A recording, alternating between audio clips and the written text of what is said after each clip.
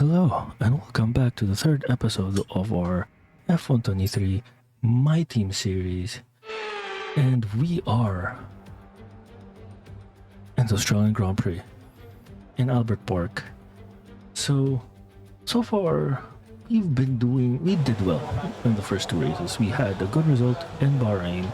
We won Jeddah, which is not a bit of a surprise.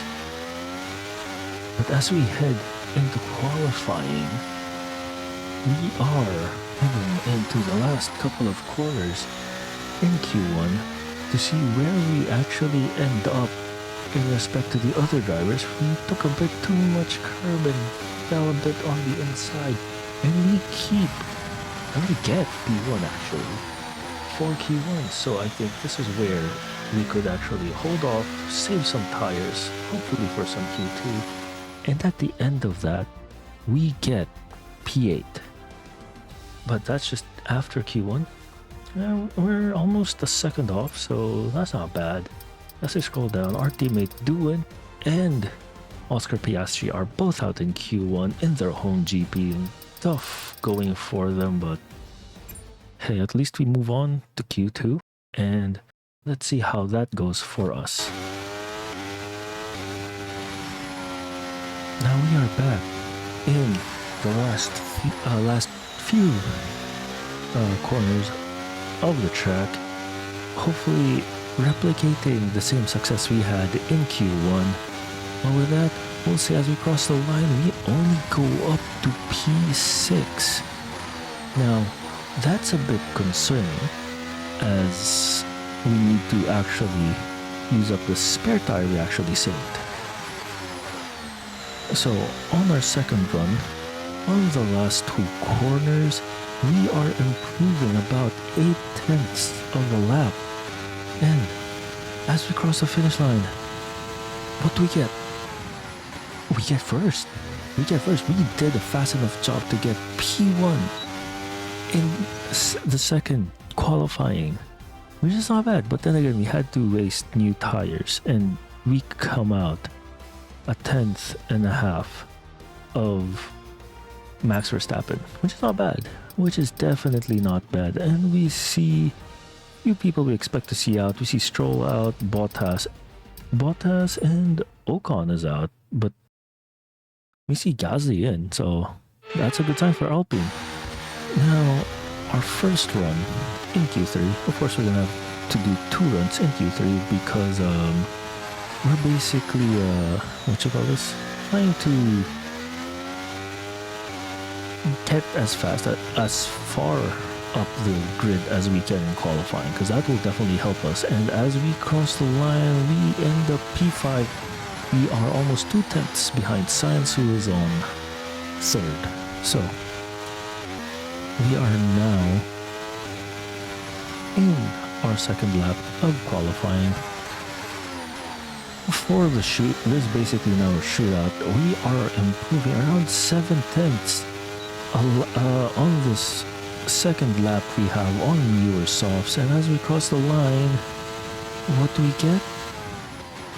We get 4. We get P4. Not what we were expecting, because we were doing somewhat a pretty decent time in Q2.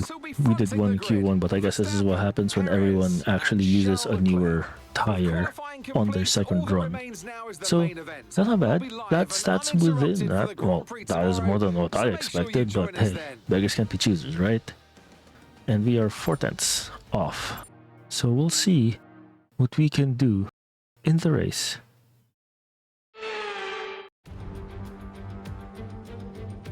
This circuit missed a few years off the F1 calendar, and we missed Albert Park. So welcome back, and it's great to be back in Melbourne. Welcome to the Australian Grand Prix. We go racing today then in the state of Victoria, where the drivers have 14 corners and 3.28 miles to navigate at an average lap speed of around 120 miles per hour. The close proximity of the barriers make accidents inevitable, and recent history shows us that a safety car is not at all out of the question. Before we begin, let's take a quick look at the grid lineup for today's race. World champion Max Verstappen starts from pole position, edging out Sergio Perez, who lines up P2. Looking down the rest of the grid, we have Leclerc, Roberts, Russell, Hamilton, Fernando Alonso, Norris, Gasly, Ocon, Sainz, Albon, Tsunoda, Stroll, Bottas, Magnussen, Joe, Hulkenberg, Doohan, Oscar Piastri, Sargent, Oscar Piastri. That's it then, it's time to go racing as we head down trackside for today's race. Natalie Pinkham joins me once again in the commentary box. It's fantastic to have you with us today. I'm curious though, how do you think the drivers stop those pre-race nerves from becoming overwhelming when you're lining up on the grid? Well, the regulations aren't new anymore, but the teams and the drivers are still coming to terms with them. I firmly believe it's also track specific. We've seen some wheel-to-wheel racing throughout the year. Some tracks lend themselves better to it than others. I'd like to see it at every race in the whole season. Is that too much to ask?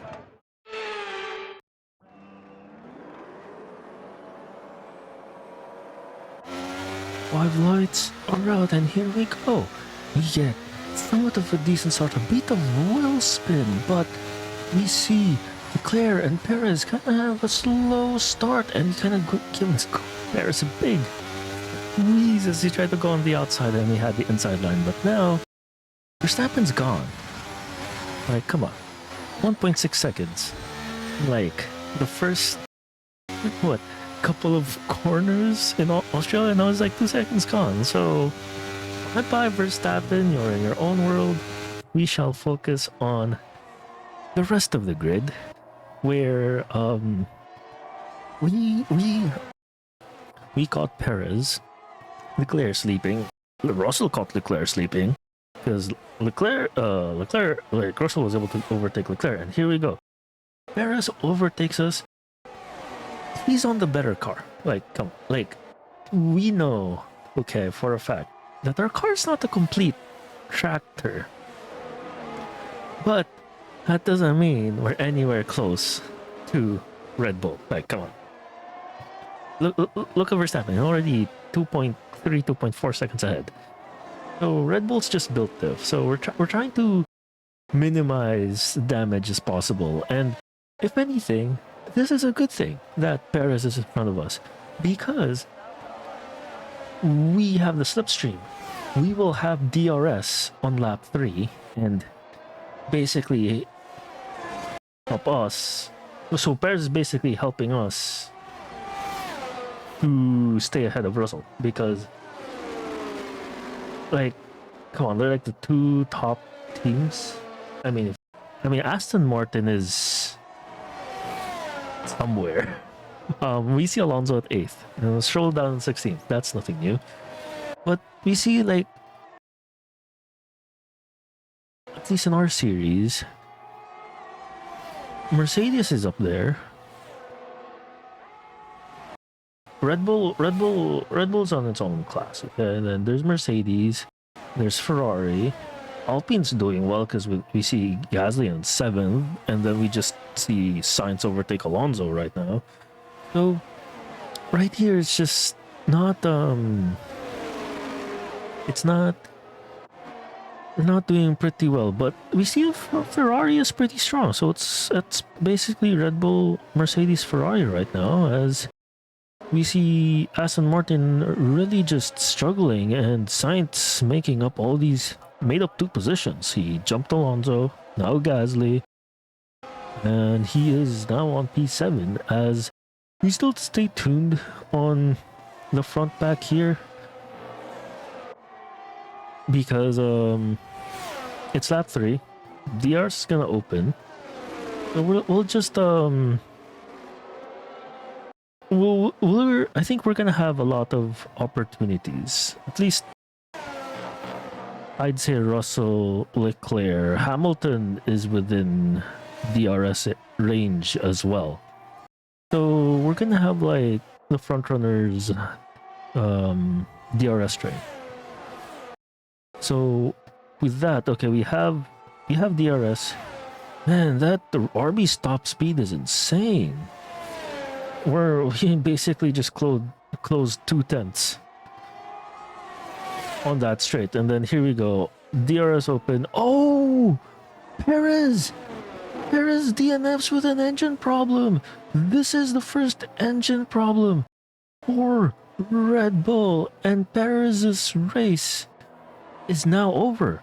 But with him DNFing, us having a good line on there allowed us to pass through without any issue. But since Russell, Leclerc, Hamilton were all on the same line as Perez was when his engine blew out, they basically got blocked for a second, because now we have a 1.4 second lead on Russell, and we see Hamilton kind of missing out now, like kind of a bit slow, and we see signs on the background as well. But as we go down in the order, because we see these two Alpines, Gasly and Ocon, battling each other, and then we have a train of cars from 8th all the way down to 15th, all within basically a DRS train. So as we tune in here, we'll see, will Gasly be able to capitalize? Oh no, we have a safety car. I didn't even realize. Oh no, I think we have a DNF or Sargent. Let's rewind how this happened, as we'll go through the replay here. So let's look at this replay. So on this straight, everything seems fine. He's keeping at the back of De Vries, and we just see him DNF. Oh no, I think his engine blew out. Oh yeah, there you go.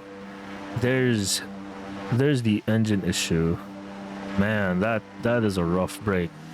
That should basically concern us as a Mercedes customer, because we're not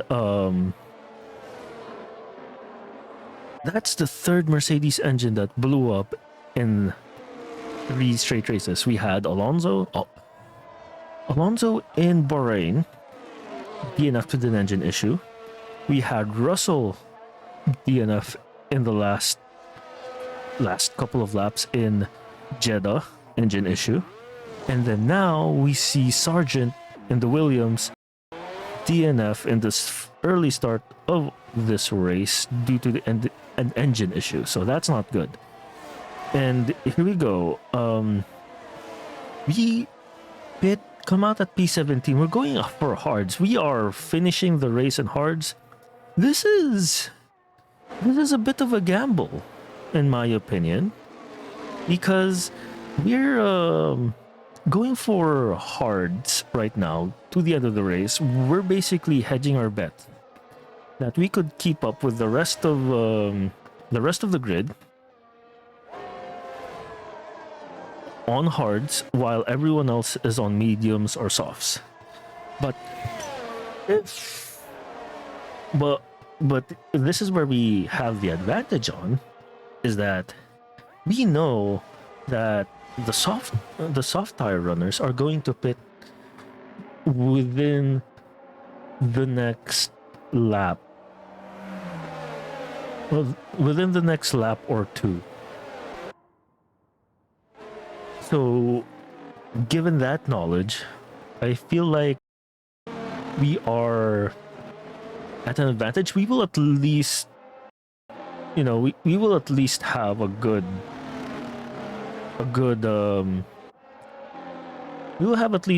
we'll make at least a few positions, in my opinion.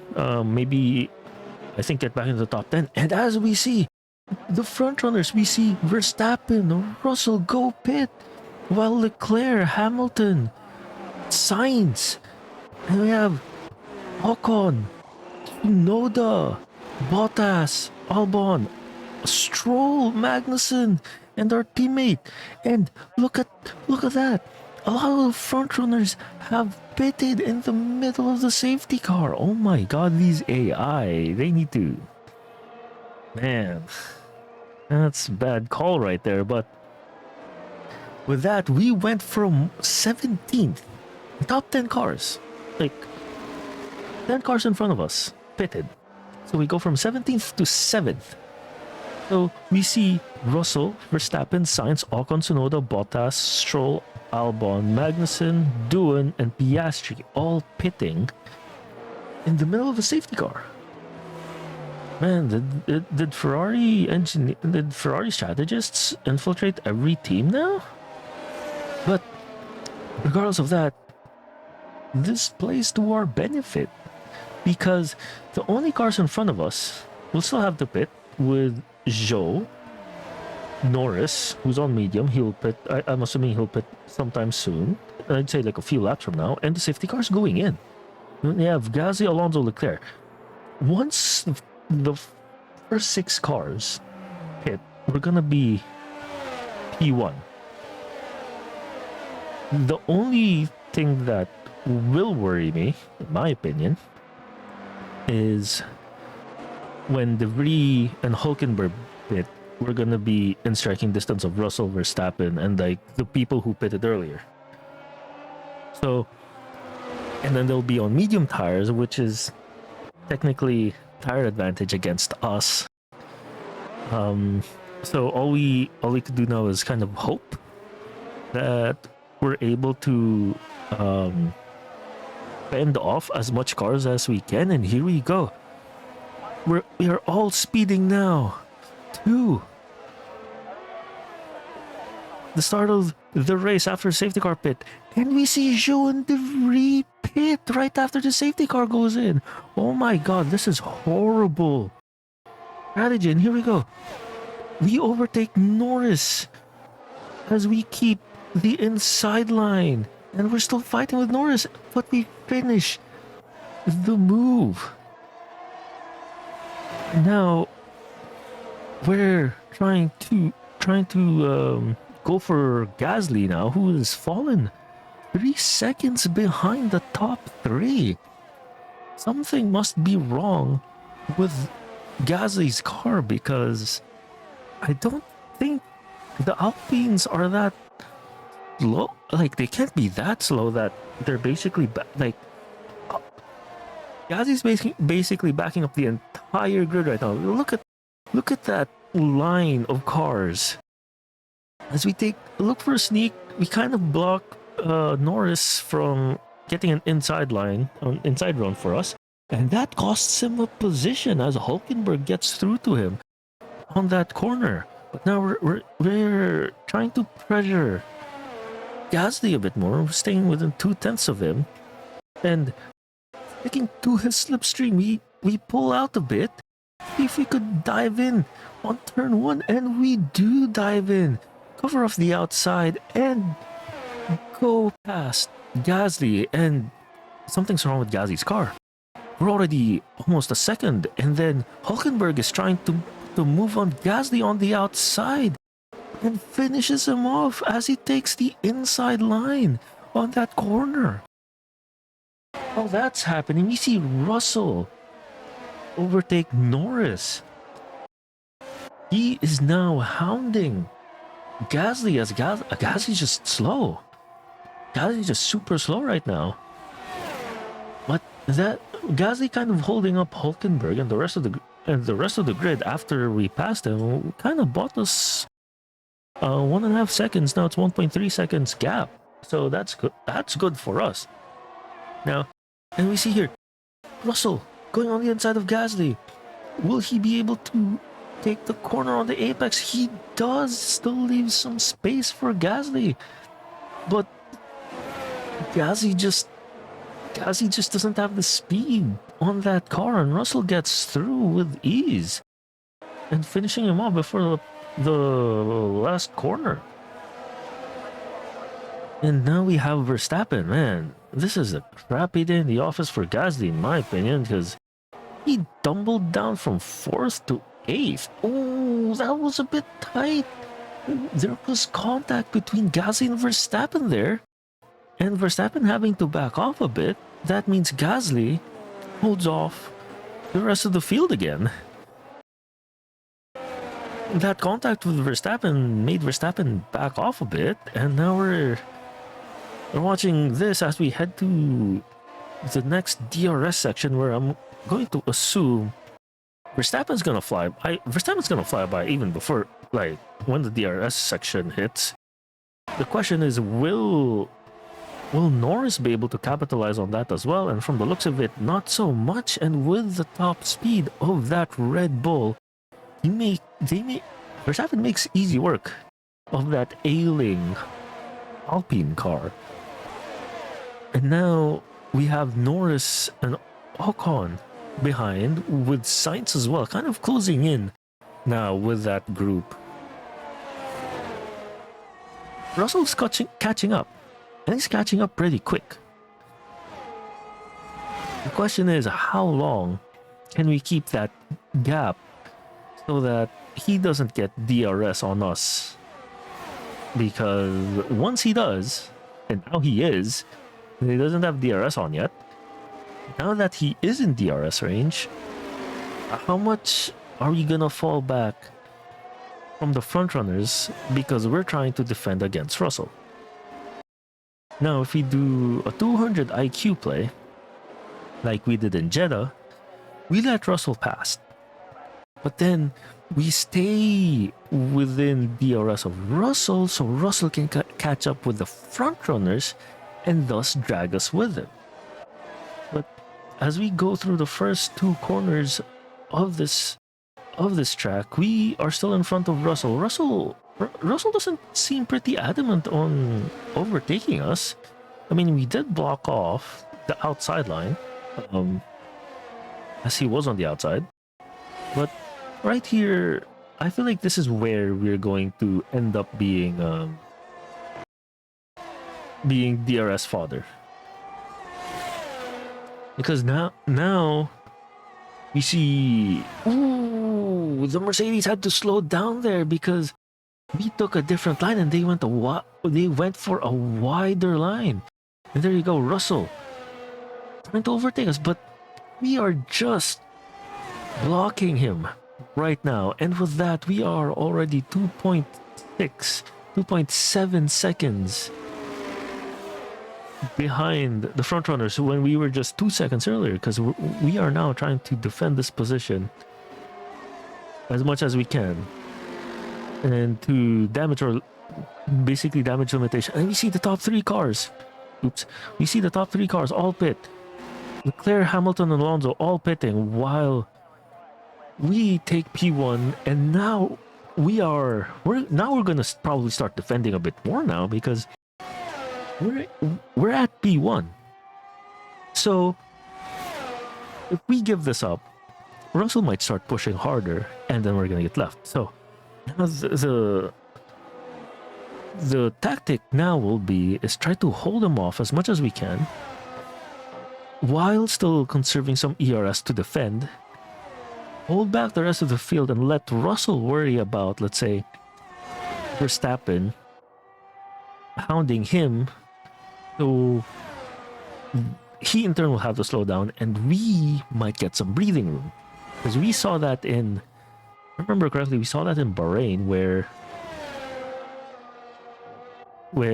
I forgot which car it was behind us was hounding us, and then after holding them back, Russell goes for the outside. We keep the inside line. We still leave him some usable space, and we keep the lead heading into the front straight. But right now, our goal is try to hold up Russell as much as we can. Try to keep P1, and hopefully we can back Russell up all the way to Verstappen, so Verstappen could hound Russell, and Russell can't just focus on us. He has to focus on Verstappen, as defending Verstappen as well. But since the gap is slowly going down, 3 seconds, and Russell again goes for the outside line, we keep the inside and tidy through these S's right here, and we still keep P1. Here we are back on lap 15.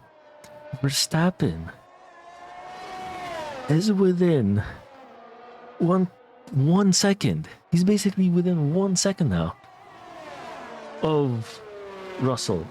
So we're slowly backing Russell up to Verstappen, and this might give a this is going to be a double-edged sword kind of tactic that we're doing right now, because for all we know, that Red Bull downforce plus their DRS open will just basically slingshot Verstappen past Russell, past us, and into P1, and like it was taking a candy from a baby. Now, Russell can't really just get seen to pencils at this point, so I think we're doing very good defensive driving right now, and we see Verstappen 0.7 of a seconds away from Russell. So he's gonna have DRS on the straight, and we're gonna split. Of course, as part of our defensive maneuver, we take the inside line and use some ERS and kind of basically push Russell off as he tried to be on the outside line. And now Russell is being hounded by Verstappen, and that didn't take long for Verstappen to get rid of, to dispatch Russell. That was like just one fell swoop. And with their kind of infighting, we now have a 1.2 second lead. Oh, Verstappen made a mistake. He outbraked himself, and now Russell goes through. But there's squabbling. Helps us get a 2-second gap. With 4 laps to go, 2-second gap, and you see Russell and Verstappen and squabbling for space, for position, for second right now, and Russell is slowly but surely catching up. Did I say Russell? Verstappen is slowly but surely catching up again to Russell after his mistake. Now, will Verstappen be able to catch up to Russell before the end of the second DRS straight? Maybe. And we are now on the penultimate lap. Verstappen is within half a second behind us. Now this is a scary sight, because we know how fast that Red Bull is, and we went a tiny bit wide there, and we might have lost a tiny bit of time. And now there's only 3/10 between us and Verstappen heading into this DRS section. You see Verstappen, when his DRS goes on the outside, we slide a bit wide, hovering off the racing line. And man, Verstappen is sniffing our gearbox. So is Russell. Since we're backing Verstappen up a bit, and that causes Russell overtakes Verstappen as we basically box Verstappen in. Russell, taking the outside line, overtakes Verstappen the same way Verstappen overtook him a few laps ago. And now we have a tiny bit more breathing room. And as we are heading into the final lap of the Australian GP, we are leading this race while being hounded by a Mercedes and a Red Bull. Wait. The Mercedes goes out, we leave in space, but we still had more speed heading into that corner. Verstappen fell off to like 8/10. Is something wrong with Verstappen's car? Did he take some damage with the contact? I don't think so, because his end plate still looks good. And here we go. Russell, within a 10th. He still stays behind us. He doesn't overtake us, but this is really close. And now Russell has DRS again. We are basically draining our ERS just to keep ahead of Russell. We can give him a bit of a squeeze while we take the inside line. Now Verstappen He's right behind Russell. Because of that tiny squeeze we gave him. And as we approach the final corner while being chased by Russell and Verstappen, we are gonna collect the checkered flag and win the Australian GP. Oh my god, that is the second race win in a row. That is unbelievable. I'm not even sure how we managed, but that was some good defending. A bit of elbows out defending in that last lap, but hey, we did what we had to do to win the Australian GP. So, Natalie, what do you think helped them deliver this result? Well, they are very much at one with the car, which is a cliche, but it's true. It's not an easy process, and that work is very much paying off. The faces on our top three look so incredibly happy as they make their way up to the podium. A much-deserved victory and a brilliant performance from them all. We might have some questions about the engine, as we had a third Mercedes engine failure in a row on the first three races. Is not a good sign, because that's the main reason why we actually chose Mercedes in the first place, because their engines were reliable. They're one of the most reliable engine manufacturers, and we might have made the wrong decision on picking up a Mercedes engine. Let's have a quick look at how the drivers' standings have changed. Roberts takes over the lead of the Drivers' Championship. Let's focus on the driver of the day. Natalie Pinkham, come on, who do you pick? Often, my go-to would be a driver who's managed to pull off an especially impressive feat during the race.